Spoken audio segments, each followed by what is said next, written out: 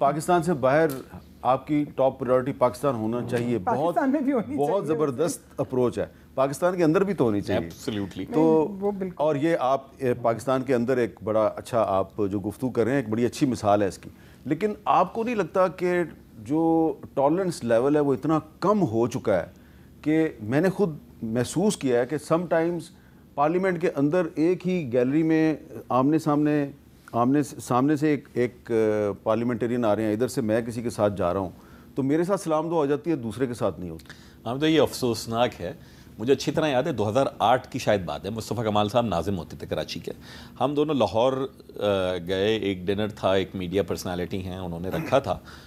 تو میں اور مصطفیٰ کمال صاحب آپس میں یہ بات کر رہے تھے کہ ایک ہی ٹیبل پہ وہاں قمر زمان کائرہ صاحب، رانا ثناء اللہ صاحب، لیاقت بلوچ صاحب اور اسی طریقے سے کوئی ایک آدھ لوگ اور بیٹھے ہوئے اور کھانا کھا رہے ہیں اور بڑے اچھے سے. اینڈ وی ور لائک انویس کہ ہم کہ یار کراچی میں تو ہمارے یہاں وہاں تو ایک کشت و خون کا بازار اور ایک ماحول تھا.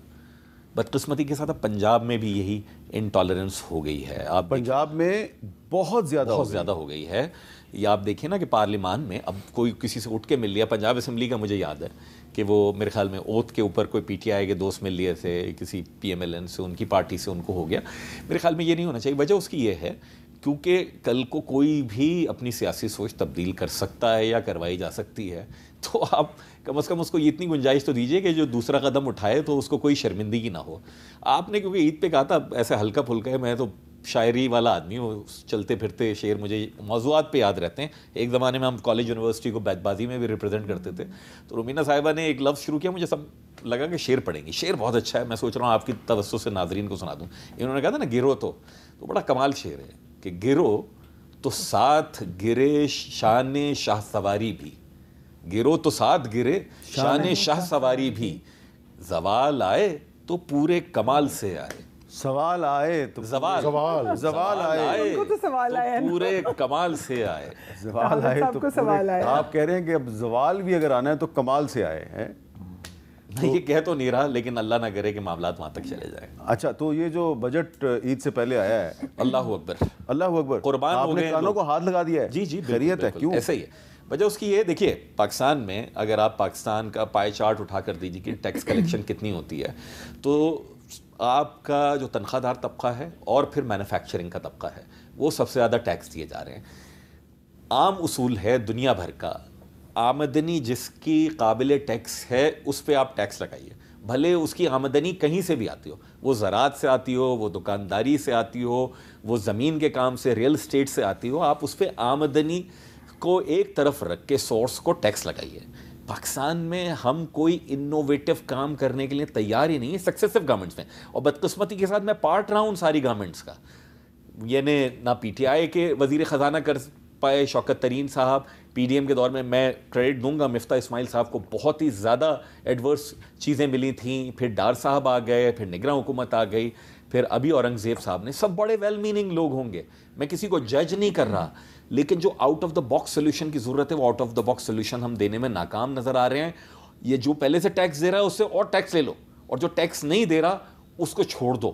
بھائی کیا چاہ رہے ہیں کہ جس طرح ریٹیلرز جتھا بنا کر آ جاتے ہیں کہ ہم ہڑتال کر دیں گے، کیا تنخواہ دار طبقہ بھی آ جائے جتھا بنا کر؟ کیا مینوفیکچرنگ والے بند کر دیں کہ ایکسپورٹ کے اوپر فلیٹ ریٹ کے اوپر آپ ٹیکس لگا دیں گے؟ جن کے اماں ابا کا ایک ہی گھر ہے انہوں نے اگر بیچنے کی نوبت پڑ جائے اس سے آپ 15% کے اوپر کیپٹل گین ٹیکس لے لیں گے. Don't do that. Already squeeze ہوتی ہوئی اکانومی اور نیچے چلی جائے گی، اور وہی ہوگا. آپ تیل کی قیمت بڑھاتے ہیں، کنزمپشن کم ہو جاتی ہے. آپ بجلی کی قیمت بڑھاتے ہیں، کنزمپشن کم ہو جاتی ہے. آپ ٹیکسز بڑھائیں گے، لوگ ٹیکس نیٹ میں تو کیا آئیں گے، لوگ پاکستان کے نیٹ سے باہر جائیں گے. رومینہ صاحبہ، تنخواہ دار طبقہ، خاص طور پہ جو پرائیویٹ سیکٹر کا جو تنخواہ دار طبقہ ہے، اس پر اتنا بوجھ ڈال دیا گیا ہے کہ فیصل سبزواری صاحب کہہ رہے ہیں وہ پاکستان کے ہی نیٹ سے باہر چلے جائیں گے. دیکھیں میں بالکل سمجھتی ہوں وہ جو بات کریں، لیکن ہمیں ایک ساتھ ان چیزوں کو بھی نہیں بھولنا چاہیے کہ چیزوں میں بہتری بھی آ رہی ہے. ڈیفینیٹلی ابھی ایک دم سے چیزیں ہمیں بہت ہارڈ لگ رہی ہیں, بہت سخت ہے, اور میں بالکل سمجھ سکتی ہوں جس طرح سے وہ بات کریں, لیکن میں چونکہ کیبنٹ کا حصہ بھی ہوں اور ہم دیکھتے ہیں چیزوں کو, جس طرح سے شہباز صاحب جو ہیں وہ دن رات کوشش کر رہے ہیں, ایف بی آر کے ریفارمز آ رہے ہیں, اور اس وقت جتنی تبدیلی آ رہی ہے فوراً آپ دیکھ لیجئے جس طرح سے لوگ انٹرسٹ لے رہے ہیں, ڈیفینیٹلی چیزوں کو سنبھلنے میں وقت لگے گا.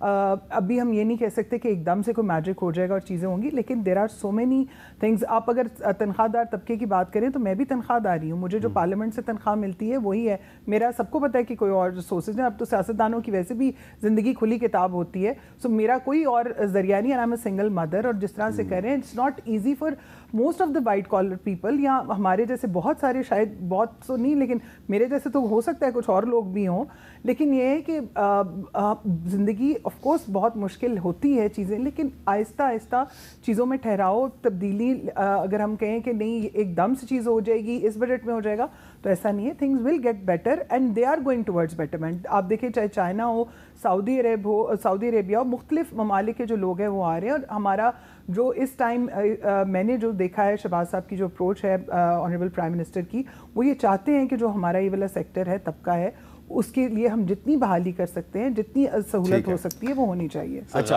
غالب کا ذکر ہو رہا تھا, تا پھر نہ انتظار میں نیند آئے عمر بھر, آنے کا عہد کر گئے آئے جو خواب میں. اچھا, مجھے تو میر تقی میر کا ایک شعر یاد آ رہا ہے, میر کیا سادے ہیں بیمار ہوئے جس کے سبب اسی عطار کے لڑکے سے دوا لیتے ہیں. تو یہاں سے انہوں نے لونڈا کہا تھا, آپ نے لڑکا نہیں کیا, لڑکا کہا تھا, لونڈے سے دوا لیتے نہیں, لونڈا غلط ہے. اچھا ہاں, اسی عطار کے لڑکے سے دوا لیتے ہیں, اور اسی عطار کی جگہ پہ اگر ہم کر دیں اسی IMF کے لڑکے سے دوا لیتے ہیں, تو کیسا رہے گا؟ وقفے کے بعد دوبارہ ملتے ہیں.